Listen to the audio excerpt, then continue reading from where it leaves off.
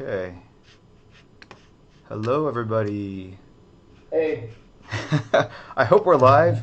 Usually, on Twitch, I've done this on Twitch, and there's a feed to the side where people kind of type in their comments. I hope we're live. Usually, okay. on Twitch, I need I've done to this on mute Twitch, that. and there's a. There we go. All right. I was listening to myself there. Hold on a second, though. Ooh, 1 second. They changed the software here on Facebook to go live, so we're live, but I've muted this. Okay, no problem. They changed the software here on Facebook to go live, so we're live, but I've muted this. Okay, no problem. They changed the software here on Facebook. Okay, let's go live, so we're live. Right, but I'm hearing an echo of myself. I want to be able to turn off the volume on this feed. Ah, perfect. There we go. Nice. All right, I figured it out. I'm so excited. All right, so sorry for the interminable delay on this. I'm used to kind of just streaming off Twitch and Facebook Live. They just updated the software, so it's a little different. But this is the second sort of episode, streaming episode, where we kind of focus on artists that are doing great things at DC Comics.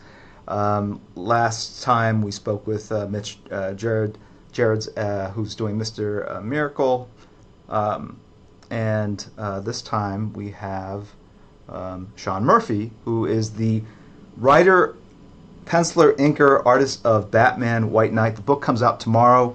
Very, very excited to have him here via Skype. Sean, just so you know, there's a bigger window to the side of us. It has a picture of you. It looks like you're looking at the underside of a skateboard, like a wheel. Like, are you constructing something? Yeah, my idea at first was to build my own Batmobile out of fashions. You get a bunch of models and you rip it apart and you build something new. I try to go analog as much as I can, so I was attempting to build an actual model, but I ended up getting frustrated and quitting. Okay, so you did. I know you're into cars. I follow you on Instagram and Twitter and stuff. So did you do this project just because you wanted to build your own Batmobile? Is that what? There is a not so secret motive to do a book where there could be a dozen Batmobiles in the final issue. Right. So I have a selfish motive. So, dude, why don't you share with the viewers like what this project is? I'll just tell you right off the bat. I've read the first issue. Like I said, it comes out tomorrow. It is amazing. It's amazing. The story is terrific, but the art is just phenomenal. And we'll get to the art. I have all these questions, but if you want to just sort of share what what was the genesis of this project? Did you have this kind of idea that germinated into this cool project? Well,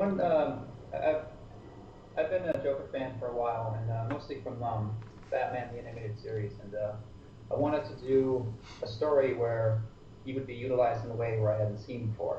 And I always felt like the thing that was holding him back was his craziness, basically. Mm-hmm. So I think underneath that is like a super genius that maybe Batman couldn't even defeat.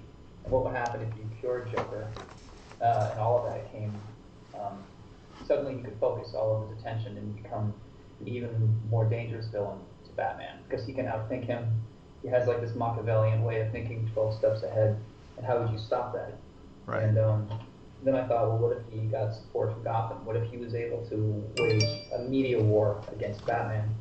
And my editor said, if you pitched me this story a few years ago, I'd say there's no way Joker would ever get voted into office.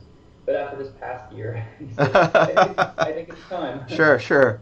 Yeah. Well, I think I have readers on the right and left, so I'm looking forward to writing something that everybody can enjoy. Right. I would say though that I don't know if this story's ever been done before. I mean, that's always been. I've never written my own. I wrote one small series back in the Image days, but in my mind, I would love to write a Batman project. but I've never come up with a good idea. and it seems like all the cool ideas have already been done. This is like, I've never heard of this before, and I love the fact that you're basically taking this relationship and dissecting it, kind of deconstructing it, and then kind of flipping it on its head and going the other way. Because when you really do think about it, I mean, Batman is this crazy vigilante. He works outside the law, and as Joker says, only because the situation's so bad that the Joker exists, and that's the only reason why Gotham City puts up with this guy, right? Because he's driving across rooftops, potentially killing people. Which it seems like he really looked at all the Batman movies and comics and basically said, "Oh my God, if this really happened in real life, Batman would have potentially slaughtered all these innocent people, driving this tank across rooftops." I didn't want to shatter the illusion. Comics to me are fun, and I never wanted to dissect to the point where it sucks. But I thought, we know a lot more about crime, about what causes it now. And Batman, this character who was created in the 30s and 40s, like, how would you upgrade Gotham not to be a comic book city, but a real city? Right. And I thought of all these arguments that the Joker could leverage against him, right, and prove on paper why it's bad for Gotham City to have vigilantism. And sort of, like, my goal is when people read the book, they're probably going to think, there's no way that the Joker could argue against Batman. There's no way Gotham would turn against Batman. My goal is Joker, through his Don Draper smoothness, is able to come up with this amazing argument where even readers who are very doubtful will say, that's actually a pretty good point that the Joker's making. Right. Well, I think you focus on really, is evil a part of you, or are you a villain because you do evil things? And can a villain be rehabilitated? And if you can be rehabilitated, or if you take medication that basically erases your evil tendencies, were you ever really liable, or were you culpable for what you did in the past? And were you really influenced by The Dark Knight Returns? Because I feel like there's you're really exploring the cross section of psychology, psychopathology, and vigilantism, and justice, and heroism, and I think it's a really interesting area to kind of explore. Yeah, definitely. I wanted to.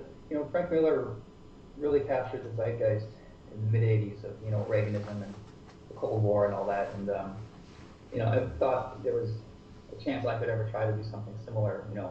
Being an artist-writer combo, is there a way I could sort of come up with something that captures the zeitgeist of what's going on right now? And all those themes you mentioned, the stuff that just kind of bubbled to the surface. I think some of them have been touched on in previous stories. I think Grant Morrison did one where Joker was cured temporarily or something, but I definitely wanted to attack it in a way that no one else had before. Right. Well, it's definitely role reversal, but I love the interplay between the Joker and Batman, because they talk constantly, or the Joker's constantly talking about really that they have this bromance. It's a relationship without the makeup sex, and it's an abusive relationship, right? And so, but it's, in a weird way, there's a tenderness to Joker. It's like, hey, I'm protecting you. I'm trying to make sure that you I don't throw too much at you.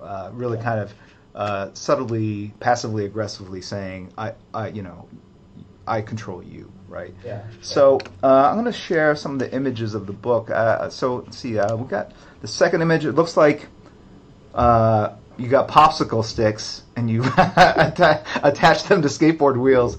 I love your Batmobile. I love it's an interesting kind of fusion between like the Lamborghini tank from the Christopher Nolan movies and a little bit actually even the Tim Burton movie where it's a sort of elongated engine. It looks like it's a 24-cylinder vehicle, with 40-inch wheels, something like that.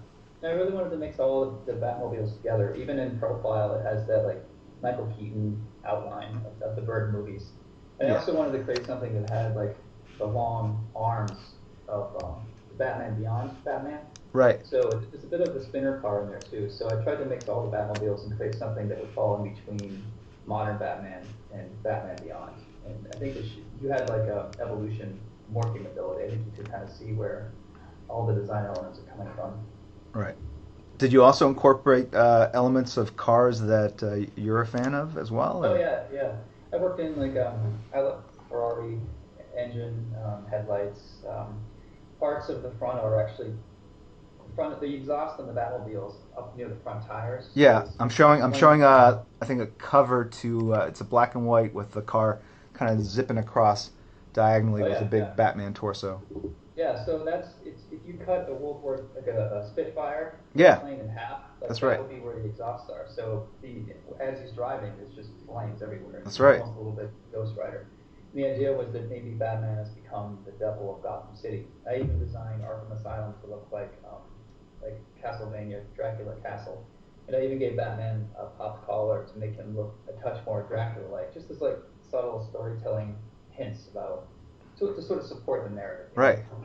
Yeah. So talk about that. I mean, even with Batman, you went back to the original design with like the short gloves, Yeah. the raised cowl. Yeah. What were the you know aside from what you just said, is this something where you wanted to really kind of restyle kind of everything within Gotham? I mean, I definitely get the feeling that this is it's your vision of the world of Batman. Yeah, yeah. No, if this is my only chance to ever write and draw Batman, I really wanted to make it my own. And I also wanted to do a version of Gotham that was more Victorian, more like a Jack Right. the Ripper type of vibe. So I went back to Gotham by Gaslight with Mike Mignola's book, and tried to get a really like beaten down brick, old London, old Chicago style city, Right. just to give it a lot more flavor. And really, like I have cops using old rotary phones. I have computers that aren't flat screen. I have Yeah. typewriters. So it's kind of like every period, but no period at the same time. Yeah, I love the attention to detail. I mean, you really cut like absolutely no corners. There's Yeah. shots of just like tiny little panels of the bay or the river, and there's a boat coming underneath the drawbridge Oh. that opens up, and then you did the Uh-huh. reflection of the boat in the water. Oh, you And saw that? yeah, of course, I've seen see all. No, this is the stuff that I love in comics. I mean, it is. I honestly, I think you're showing off. Every single panel has like three or four like levels of coolness that you wouldn't even necessarily even need. I mean, there's stuff you're doing where you've got you're playing around with shadow and using that to construct the scene, and then you've got little details like just little like test tubes, and then obviously the shadows of the test tubes, and just really, really. I mean, how long do you? How long does it take you to do pencil and ink a page? Are you spending a lot of time gathering reference and pulling that stuff together, and then Yeah. do you pencil pretty tightly? I mean, talk about your process a little bit. I pencil really loosely. I think you've got some pencils to show. I'm not good at scanning my pencils, to be honest. Yeah. I go loose and then I ink. Most of my focus comes with the inking stage. But because a lot of it's undefined, sometimes I'll ink the wrong way and I'll make mistakes. That's why it looks so pretty sometimes. But I do 5 pages a week, pencils and inks. Wow. Writing my own book is slower because I have to do scripts and all that. But if Yeah. I'm working with Scott Snyder, usually I can get 5 a week. Right. Um, So you're saying the writing is the slowest part of this whole process? the writing's the writing's actually the easiest part. Right. Writers. Right. No, but all kidding aside, yeah, and I think with this, I have 8 issues. It's taken me about a year, I think. Mhm. So if I can keep going at this pace, I think I could guarantee DC Volume 2 within another 12 months. We'll see. Right. So I'm sure. curious though, because you've heard the whole thing, like people are only going to look at a panel for 5 seconds, so don't sweat it too much. Do you agree with that? No. I like putting the detail in. I want the readers to feel like they're in that scene and that they could literally turn around and see every detail they wanted to focus. That said, I do still try within that sort of mandate to add that sense of realism and detail to make sure that the eye goes where it should go, so that you're not distracted with things. And there's different ways of doing it, as you know. I love the fact that you primarily use shadow, I think, to really orient the eye. I mean, there's splash pages where we see. I don't know if we have this to share, but there's I think it's I think the Joker in jail. Oh yeah. And He's got all these things on his wall. Oh, he's like the biggest fanboy of Batman. And that's Right, his biggest- right. And it's just there's so much stuff happening in the foreground. There are like Batman the animated series maquettes. There's is that Jock's Batman Black and White? That's actually mine. Oh, that's yours. Okay, sorry. But no, you're right. Because Jock did one where he was upside down too. Okay, all right. Yeah, sorry. I got my upside down That's all right. Batman black and white statues screwed up. And then you've got obviously, yeah. There's It's there's funny. posters. My editor said, we usually don't like too much Batman merchandise in the stories, and you feel like it's too meta, and it takes people out of the story. And I said, yeah, like it's part of the story that Joker is obsessed. Like Right. this is a Gotham that has some kind of Batman merchandising. Like this is how crazy it's gotten in my version of Gotham. So Right, which is what would happen. I mean, you would think that these people would be like the biggest front page news, all the superheroes and also the supervillains, and there would be they would be unlicensed. They wouldn't be owned by DC Comics, so I know. people would be out there creating things on Etsy and if Bruce you know. wants to be anonymous, then he can't claim copyright. Right, exactly. Merchandise, Maybe that's the Batman project I'll do. Bruce Wayne goes after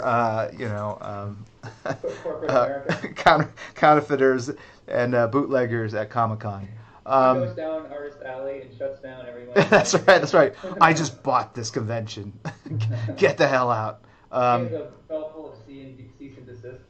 Exactly. He's like he's breaking the bones of artists in Artist Alley. He's like, there's 5 different ways I can cripple this artist. I choose the most painful. So anyway, so there's so I'm showing that shot right now with the Joker, and again, there's so much stuff going on. But the way you cast that shadow and then the bars, it's almost like the lines go up and you look at the Joker, even though there's a ton of other stuff to look at. And I love it because I feel like I'm there. I'm his cellmate looking at across the room. And thank you. yeah, and are you doing this digitally or is this? Nope, it's all on paper. And it's regular. Okay, so it's regular size paper and stuff. Yeah, I have. I'll show you a spoiler. The 2-page spread. Wow. Batmobile. Right. That's huge. Yeah, so I have an art dealer. We sell pages after. And, right. I like kind of keeping it as organic as I can. Right. So who's your art dealer's name? I need to. No. Well, I have a new guy. He's just my assistant. His name's Jeff Mart, and he just works for me. Got it. Well, so what's the thing? So just digressing for a second, you've done some pretty innovative stuff outside of just writing and drawing comics. You had like a school or something, right? You brought in a bunch of young talent. I've done the same thing, but you brought them in, and Yeah. I think you did it as like a social experiment or something, or you put them up and. Yeah, I had the Murphy apprenticeship. Uh-huh. So, with one of my DC bonuses, I bought a house a few years back, and we don't have kids. We had all these guest rooms, and I thought, why don't we? I'm getting all these opportunities. People asking if they can give me assistance or be like an intern, something unpaid. And so I really don't need much help. But what if I did a class where I would have 5 students live with me and my wife, and stay with me for 2 weeks for free? Wait, they lived in your house? Yeah. How many students? We had 5. 5? So I did the same thing, but I got an apartment. I put all 5 of them in one bedroom apartment. No, 2 bedroom. Suggested afterwards. Right. It's like, you're really behind the 8 ball with this. People with movie deals don't have 5 strangers live with them. Yeah. You got to slip and fall or something. So I canceled it after the first year. But I'm really close friends with all of my students. I had 3 guys and 2 girls, and most of them ended up getting published. Actually, all of them ended up getting published afterwards. Right. I checked. I saw the hardcover. I think it was an anthology of all their work together. It was really cool. When we finished, we put all the work into a book called Cafe Racer, which you can still buy, and they each got free copies, and they were able to offset the cost of the school by selling it. So it worked out really well. There was a lot of stress, and I might do it again someday, but I might rent them a hotel off-site or something do it Right. the smart way. When how long were they there with you? 2 weeks. 2 weeks, and you guys were basically getting up and drawing, Yeah. talking about I had a art. studio at a classroom with 6 tables set up. We had, music going. We go out to drink after. It was like the pit, Right, right. I forget what you call it, a Wildstorm. We called it the pit. It eventually became the coloring pit, but I would do the same thing. We'd bring in like groups of anywhere from 6 to 7 different artists, put them up in. We had 2 apartments going actually at one point that were within walking distance of the studio, and then I had one big room that had one big area in the office that had 3 connected rooms, and we just kept the doors open, and Yeah. everyone's desks were in there, and it was just like a free for all kind of very creative studio environment, and I loved it. It was fantastic.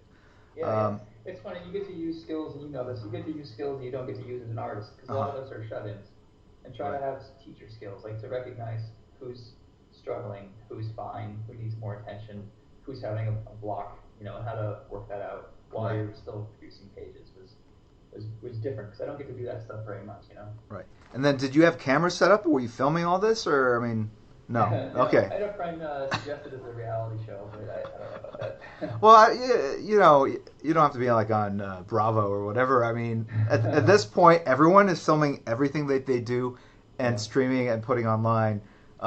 You could certainly have like cameras set up and have a feed running, and people could just. People will watch people eating food at this point. I've discovered all these Korean food videos, and You could do it again, and you have like a bathroom confessions where they get away from your class, and like Jim's a lot meaner than I thought. Yeah, exactly. Yeah. No. Look, I think there's room for that. So I applaud you on doing that. That's having strangers live in your house for 2 weeks.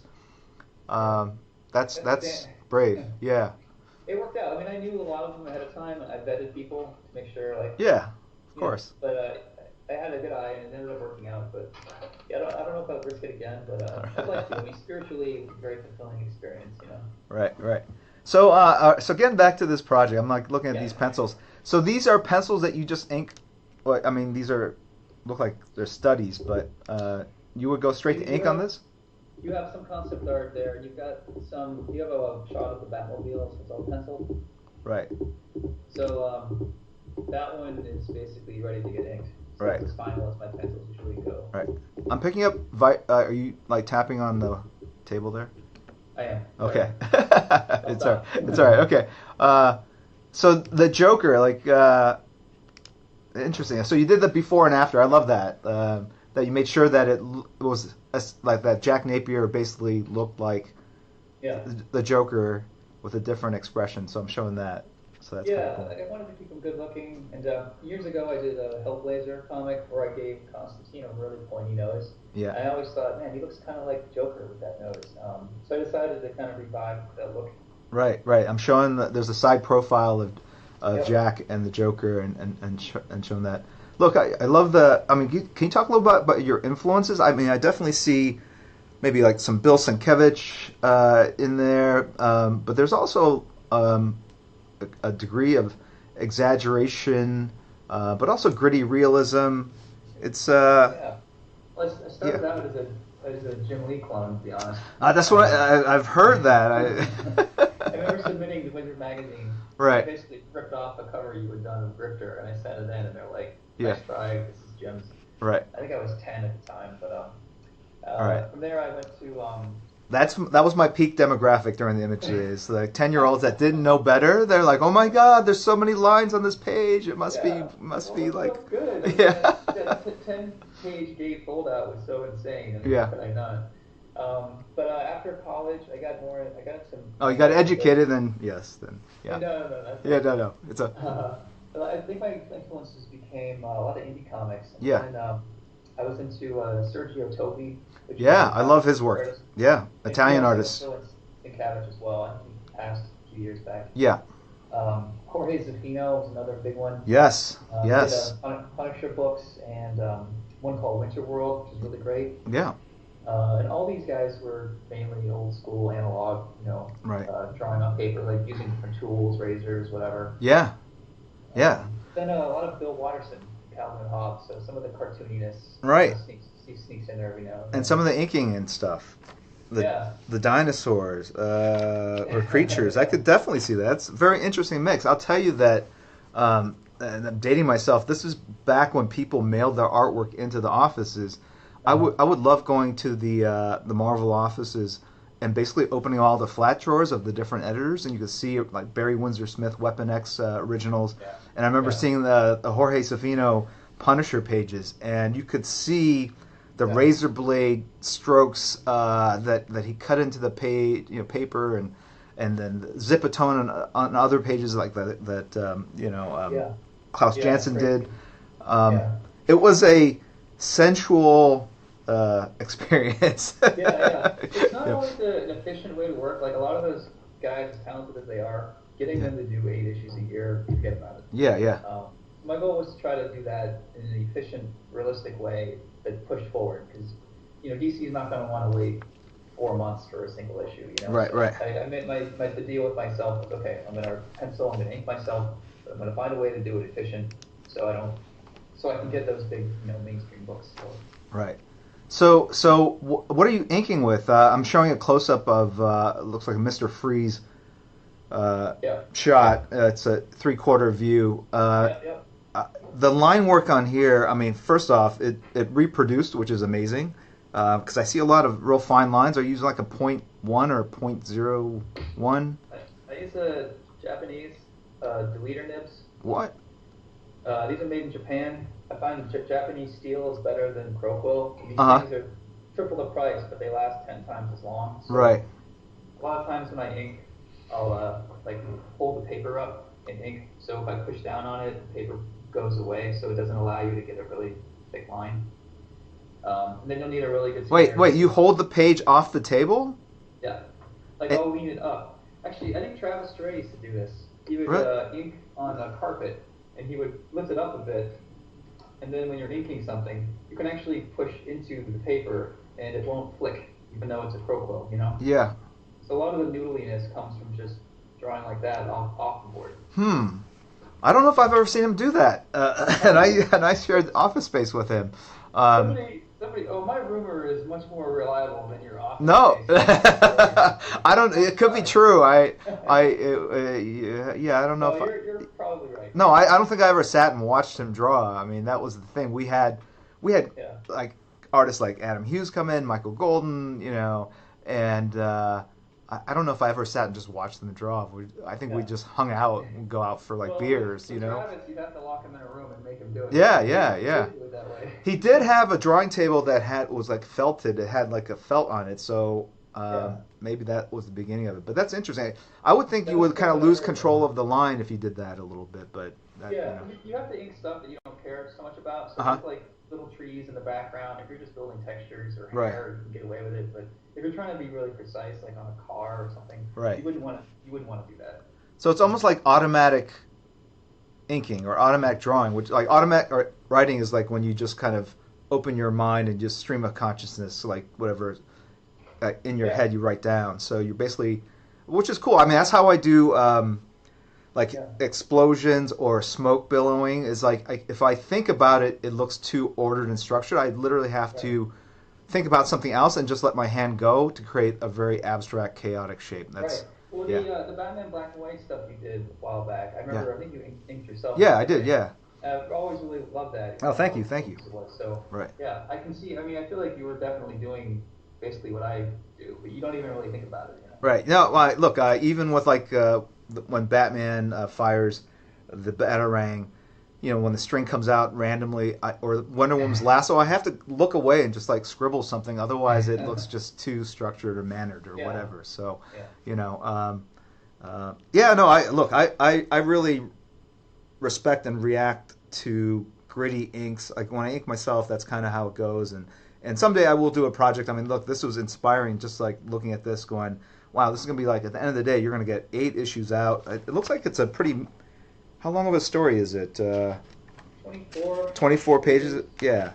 So, 8 times 24. I mean, you're going to have a pretty nice sized volume where you're really creating an experience and have a beginning, middle, and end of this story. And so I'm very envious that you're doing something like this. I noticed also with the Joker, you're doing the whole David Bowie thing with his eyes and stuff like that. The two different. He's a little emo. He's got the black nail polish and he's got eyeliner. Because he's laughing so hard, he's constantly crying. So Right. he has like streaks like David Bowie or The Crow or something. It was just kind of a weird design element that I kind of picked up. Oh, I'm showing that right now. Wait, so that's not mascara? That's like. Yeah, mascara or eyeliner. He's laughing so hard, he's always crying. Right. So it's just constantly running down his cheeks. Right. And so I'm showing like the cover to the first issue, and the bottom half is the Joker kind of smiling and do this very kind of neat visual effect. There. Shit. No, it's there. It's there. No, it is. It's right here. It's purple and green. Yeah, but the eyeliner it should be black running down the streaks. Oh, yeah, that's inside the book. Covers are meant to, fix it for the trade, right? Yeah. Anyway, so then your Batman is very like he's meaty. He's like super broad-shouldered, like he's like a tank. I mean, but he's also not. Maybe he's not a tank. He's more like a bull or something. He's like a hammer. Like he's very like wide and top-heavy. Can you talk about that? I just sort of mean the Frank Miller kind of Batman, really thick brawler, Street Fighter type. I feel like there's basically four different types of Batman. There's the Phantom, which is all out of cape and mystery, like Kelly Jones style. Right. Then you have a street brawler, where it's like a Frank Miller Batman, where you can see his boots, you can see the belt, everything's clear. Chris Nolan is a Street Fighter. Then you've got like classic Batman, which is what you use for merchandise, just tights, Silver Age. Then you have some kind of animated Batman. That's Bruce Timm or whatever. And I find that most Batman fall into one of those four. Yeah. So I'm kind of right in between a street brawler and a Phantom. Right. Guy, depending on the shadows or where he's standing. Right. That's the cool thing. I mean, people talk about we're part of this big entertainment company, but I love in the comics we have so much freedom to really kind of do our take on the characters and create our own Batmobiles and do different versions of the costumes and stuff like that. And I'll add one more archetype to that list: the Mike Mignola Batman, where it's like the neck and then the shoulders go like shoulders go all the way down to like the elbow, like they go like it's. But it looks so cool, Mike Mignola. Yeah, exactly. But yours kind of falls into Street Fighter / Phantom, depending. Well, it's interesting. When I did Hush at the beginning, I wanted to do that street brawler. I made him like very blocky and large, very influenced by Frank Miller, short ears. And then towards the end, he became more like this Neil Adams kind of thinner, more lithe, acrobatic figure. So, obviously the stress of the Hush case was, making him lose weight or something, do cardio. But Scott Williams, my anchor, was saying how he'd like to see that transition. Which is a kind way of saying like you didn't keep it consistent over 12 issues, but that's where it went. I mean, I think as I got more comfortable drawing the character, do you find that you are also similarly kind of like learning about the world of Batman as you do more of this? Yeah, honestly, like I didn't even figure out the collar until issue 3, right? And I did it accidentally, and then my editor made me go back and say, "Can you add?" And he's right. Maybe add it everywhere. So I had to go back and find every panel where I could add it and make sure I corrected it, basically. Got it. Even now, I feel like I'm still getting my hang of Gordon. Right. It's funny, I was talking to Scott Snyder the other day, and it's like, are you going to be burned out on Batman? Because you're going from your Batman to my Batman. And I'm like, no, I am on all cylinders on Batman. Yeah. I am in my prime. I'm ready to do your book. So right.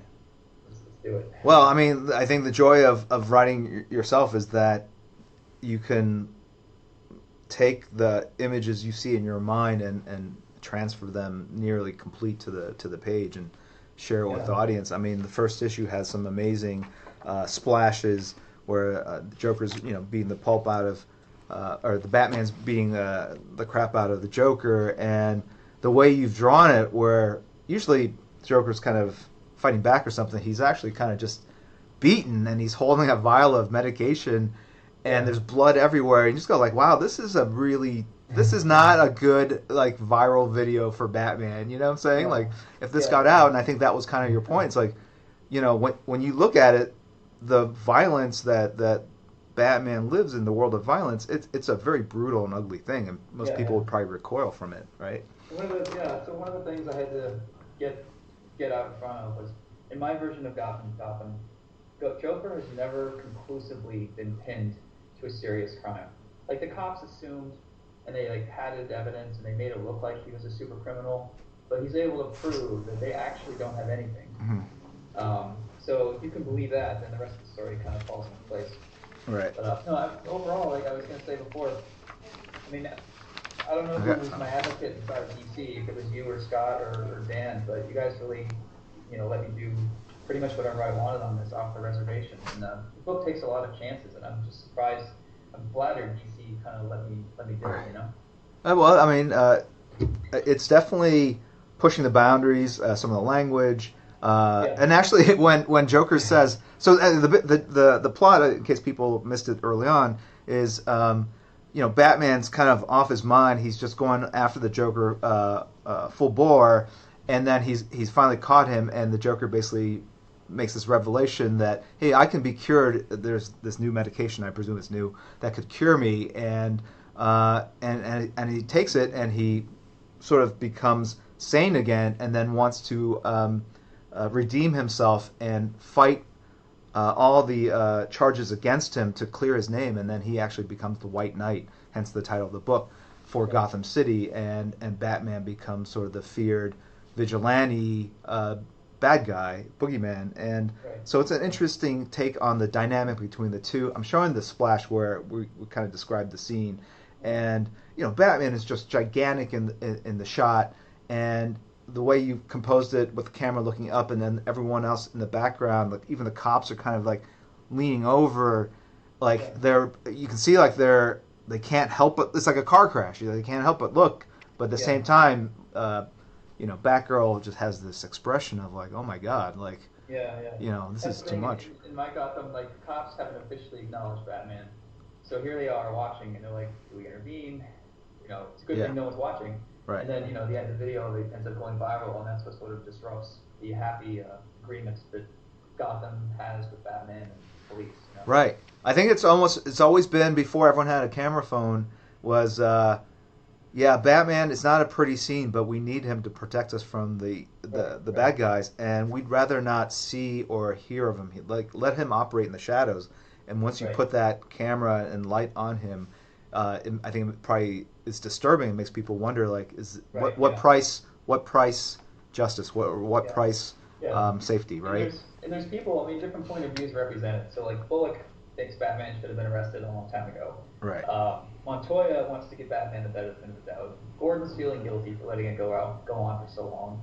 Then you have the news reporters. Some of them are totally for Batman. Like, we need to give Batman a pass no matter what. Like, Gotham has serious problems. We need him.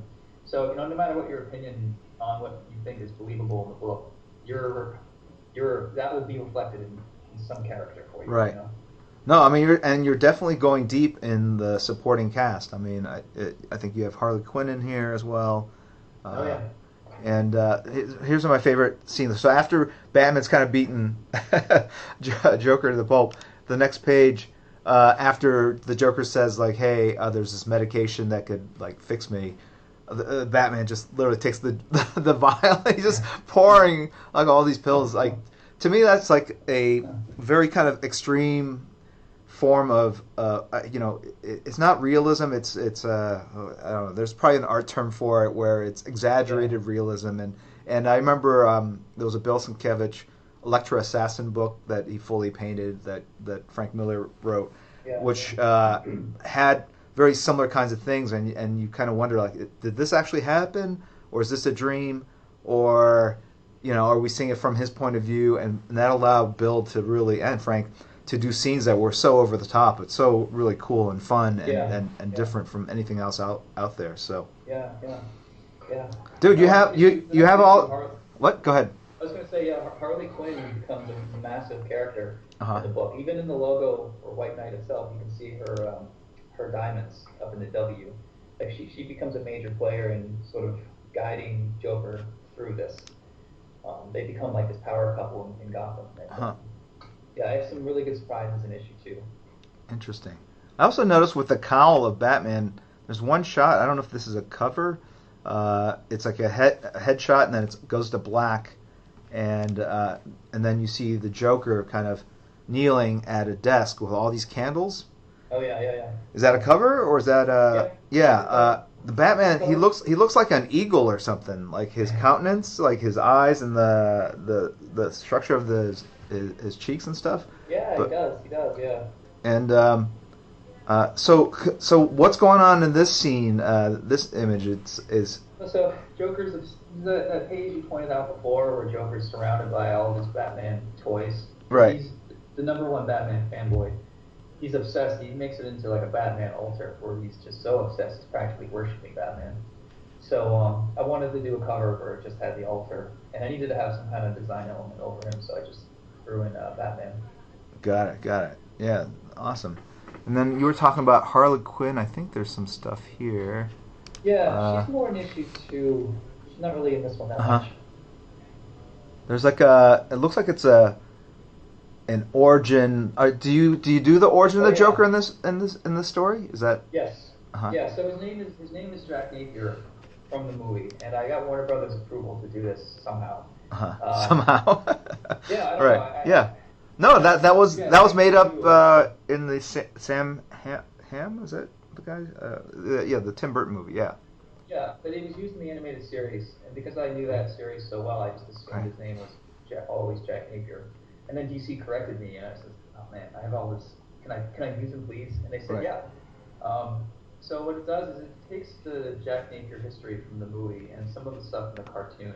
It's generally honors all of that. Yeah. Some kind of comedian came from somewhere from out of town, failed comedian, got into this after a life of crime, got obsessed with Batman. And lo and behold, I mean, it's not really that groundbreaking. I'm just sort of quickly covering all the stuff that was sort of laid out before.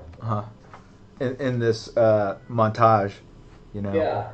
So he starts out as a kid from the sticks. He was like, Gotham or bust, and he starts his material. And if you look closely on all of his jokes, all of his notes, it's like, how many Gotham police does it take to change a light bulb? Right. It takes one Batman to do it for them. Like, he's got all these like kind of stupid jokes about Batman.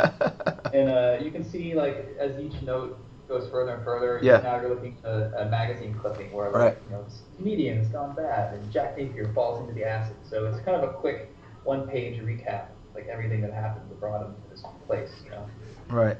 There really isn't any dialogue in that page. You meant to just look at it. Right. And I'm showing the image of when we first see Batman. This is like a year later, right? So, or in the present, and then you go a year before to explain how the roles got reversed.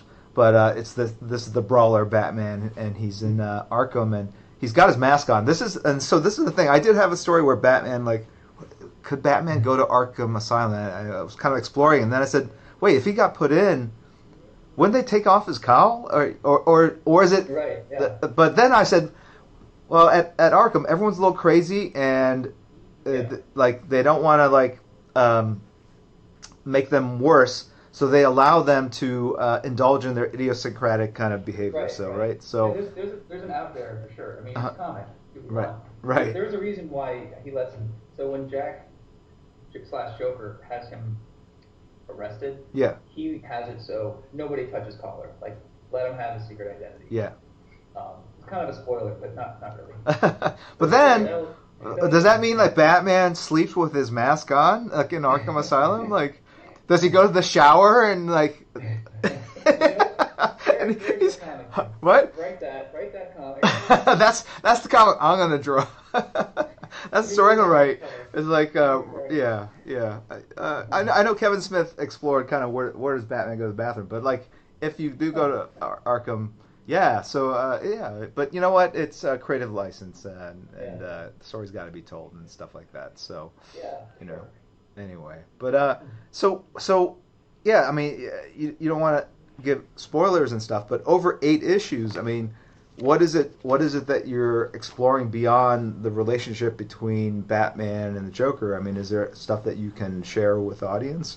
Yeah, well, it starts out as Joker having the long game, But he ends up throughout the book actually convincing himself to become a real good guy. Yeah. And Batman, even though some people are beginning to accept it, because he starts doing all these good things. He like builds a library for people in Gotham. He does like all this outreach program. He's trying to fix the corruption. So the city is starting to get to be okay with this. Everyone except for obviously Batman. Right. As things get worse and worse for him, he just gets more and more isolated. From Batgirl, Nightwing to Alfred to Gordon, and it's basically by the end of the book, you need Batman and Joker / Jack, as he's calling himself, to come together because Right. there's this giant threat that was accidentally created in the meantime. So by issue 3, we're going to introduce a brand new character into Gotham, and that character will become the bigger threat to both of them. Got it. So there's a sort of like, yeah, we don't get along. We had our fight, but maybe if we can get together to do this, Right. that's better for the city, you know? So how was it designing a villain, a new villain for the Batman universe? You know, and walk me through it because I'll tell you I'll share a little like with Hush, but I mean it's tricky. It's tricky, right? Yeah. I mean, Did you start with a name first, or did you start with like a prop, or like? I did. You know. If you're asking me to say the name, I will do that for you, Jim. Okay, sure. If you want me to not say? No, you should say it. You should say it. All right. There's somebody that becomes Neo Joker. Got I it. can't say who.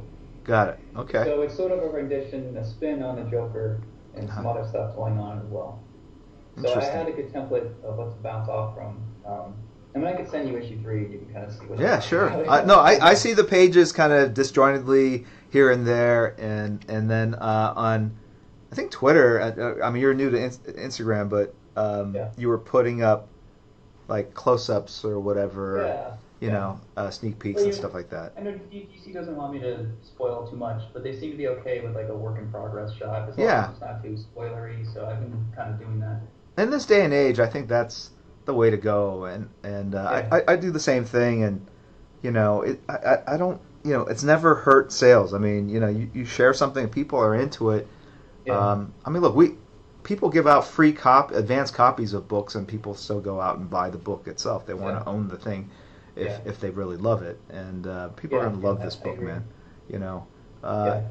It looks like are you also doing gray wash or Zipatone effects or something, or? Yeah, there's Zipatone. So the point where I do use a computer is the scan to adjust. Oh, okay, got it. I do use halftone effects because it just takes so long to create art already. I don't feel like cutting out. Yeah. I used to do that, dude. Did you ever experiment with duotone? Right? Yeah, the paper, yeah. It was a weird paper where you could almost see fibers, like a grid going across. You could feel it. And then you had 2 different inks. One ink would activate one pattern, and then the other ink would create the reverse. And so you had one gray and then a darker gray that you could create. Yeah, so I interned at Pitch and Sink Press once in the 90s. Oh, wow. And right? I'm dating myself now. And I ran into some Phil Hester pages that he was doing for The Crow, and I'd never seen that paper before, and it just blew my mind. I've never actually used it, but maybe I should try to track some down. Wow. You know, I'll tell you that I did buy some, and the chemicals smell bad, and it was tricky to use. Look, Klaus Janson, Frank Miller, those guys did it with Electra. It looked really awesome, but the originals would yellow and fade because of the chemicals, and talking about selling art, and the stuff came in weird sizes, so you'd have to cut it. I mean, it was a lot. I mean, it was like, do-it-yourself kind of stuff, you know. Yeah. And then, the question is, like, how hardcore are you willing to be? Yeah. You want to be done after it's finished.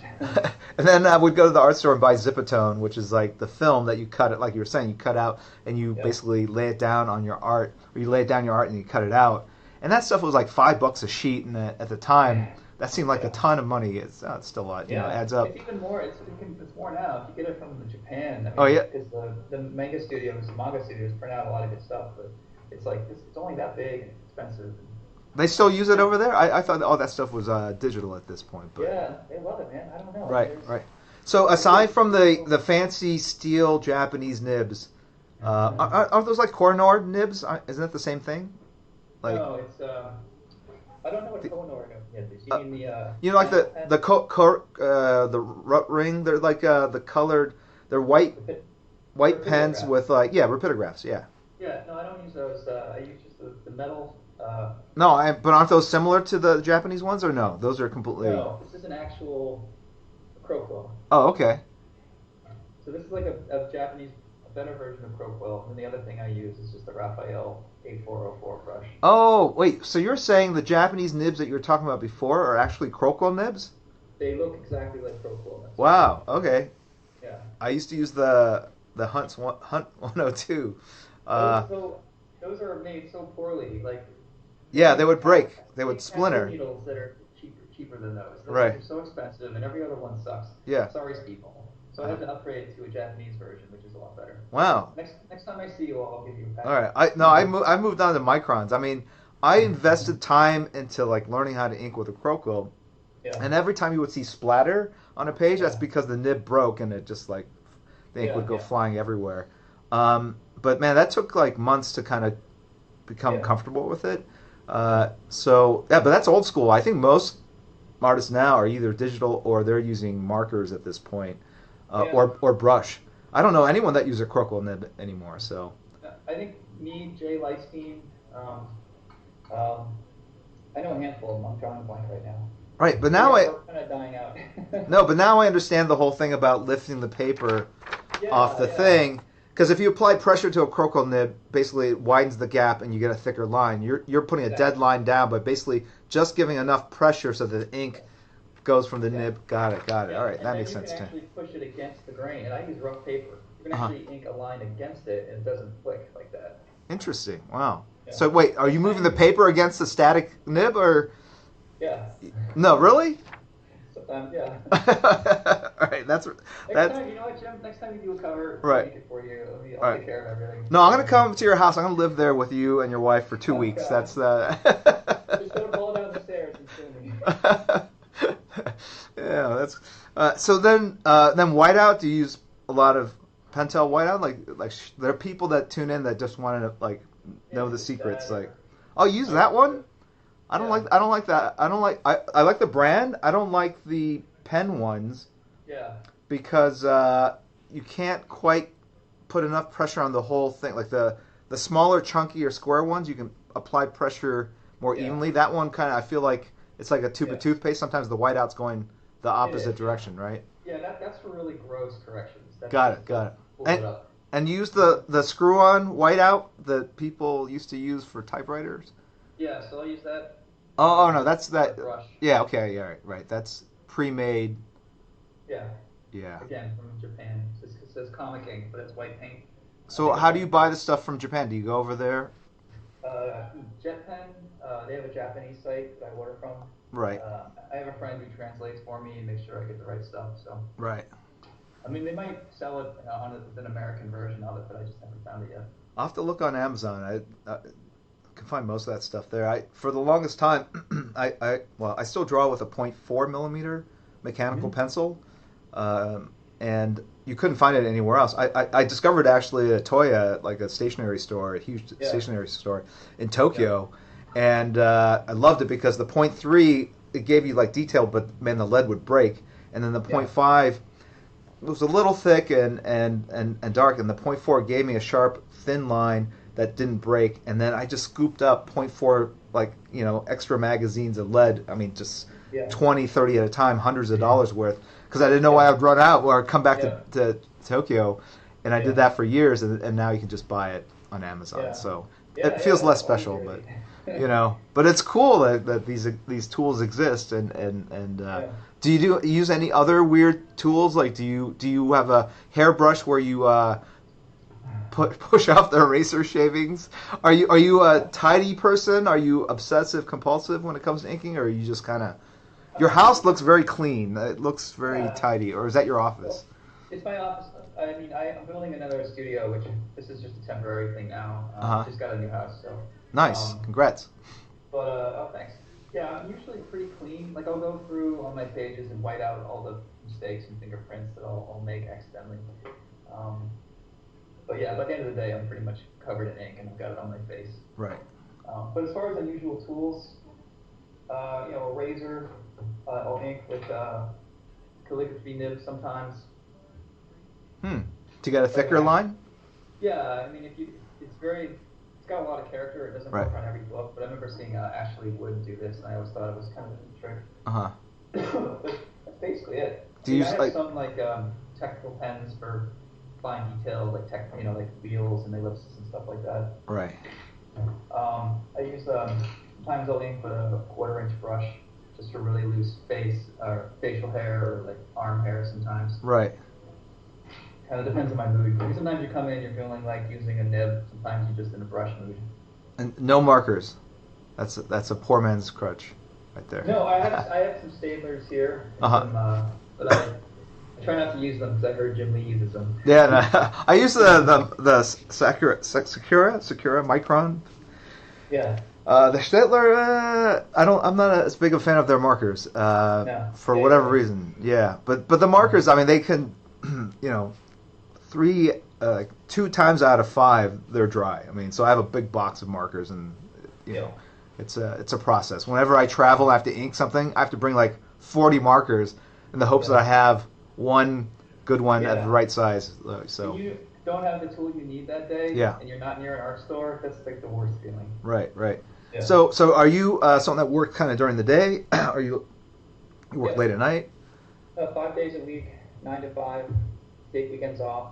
Right. Try to stay on a normal schedule. And for the people out there that are contemplating getting into this business, can you share? We should have talked about this at the beginning, actually. But like, how did you get to where you are now? You said that you did an internship at Kitchen Sink Press. They used to publish the old Will Eisner Spirit work and a bunch of other Dennis Kitchen comics. Yeah, they did Madman, they did The Crow, Cadillacs and Dinosaurs back in the day. Wait, so are you from the Midwest? No, I'm from New England. New England. Oh, the kitchen. They used to be located in Massachusetts. Okay, got it. Go ahead. That's my phone. Ignore it. Okay. But I was always kind of trying to hang around comics. When I went to school, I met some friends who were really into it, and they started taking me to conventions, which are things I'd never heard of. Yeah. And I met Chris Warner from Warner Brothers, from Dark Horse. And, the American. Yeah. Bob Schreck. Bumped into you eventually. And you just kind of stick around with it, keep your portfolio updated. Was I approachable? Was I a jerk? No, that's funny. We were in New York. No, you were not. Okay. But so we came. You get mobbed at conventions. People see you, they beeline towards you. That's just how it is with you. So I'm in Artist Alley, and you come over, and the minute you're standing 5 feet from me, there's just like a crowd of people, and there were some dudes behind us who were like, you came over, you're like, hey, nice to meet you, I want to look at your stuff later. And there were some artists who were like, Jim, you need to look at his stuff now. Right. So you were like, okay, so you turned around, you gave my portfolio more of a look, and I think there were artists from my studio that were saying, okay. You're gonna be like, oh yeah, good job, Jim. Right, yeah. You're like, okay, I guess I'll look at this. Right. No, I mean, look, if the other artists in the studio, whenever they would give me a recommendation about anything, not even just comic art, but music and whatever, I would be on it because I would know it came from. Like, they knew my taste, and they knew that if they showed me something bad, I'd read them out later. You were super busy, like you always are, and they were cool enough to say, no, Jim, seriously, look at it. And you're like, fine, I'll be late. Right. But let me see your stuff. And I think That's I had cool. Hellblazer pages at the time, and you were actually picking up on Tofino and Toby and even on the spot. I think you were real great. So cool. No, I'm glad it worked out, and it's odd that we get our meeting again this way. It's very 21st century. But anyway, look, I think we've hit our time allotment here. I want to thank you for your time, man. I know that you are super busy. You're cranking out 5 pages a week, pencil and inks with this level of detail, dude. It's amazing. It's actually kind of inspiring. When I look at this stuff, it makes me want to draw, which I think is like the highest compliment when I hear it from fans and readers. So you're definitely hitting all the right notes. And coming from you, man. I mean, that's the 12-year-old Sean is just keeping out right now. Right. 36-year-old Sean keeping it in check. Right. Okay. Good to know. 36. You're just a young pup. Oh my gosh. No, this stuff is beautiful, man. So check this out, Batman White Knight. It's the first of an 8-part series. It's in your comic book shops tomorrow, also on digital devices you can download. It is written and drawn by Sean Murphy. And you want to share kind of your Twitter handle and your Instagram handle for people that want to kind of follow you and learn more about this as you share kind of works in progress down the road? Yeah. Instagram is one word, Sean Gordon Murphy, and Twitter is Sean_G_Murphy, I think. Hold on, wait. So Instagram is Sean_G Murphy? No. Instagram is Sean Gordon Murphy. Oh, there's no it's just one thing. All right. Right. Got it. And Okay. then Twitter is @Sean_G_Murphy. Got it. Okay. I'm not good with tech, as we figured out. Well, there's a weird thing that happens between Instagram and Twitter. I don't know if you've cross-posted. No, you've cross-posted, I think. When you cross-post, if they can find your handle on Twitter, it converts over. Like, even if the handles are different, for whatever reason. I don't know how they do it, because they're not owned by the same company. Right. So, yeah, I don't know. It probably anyway. So, at Sean G. Look, I personally have gravitated towards Instagram. I mean, I still have Twitter. Twitter's great for getting a immediate reaction and getting news. But I love the fact that Instagram you have to put an image up, and and it makes me sort of think visually all the time. And keep sharing all the stuff that you're doing, man. It's really cool seeing it. Yeah, thank you.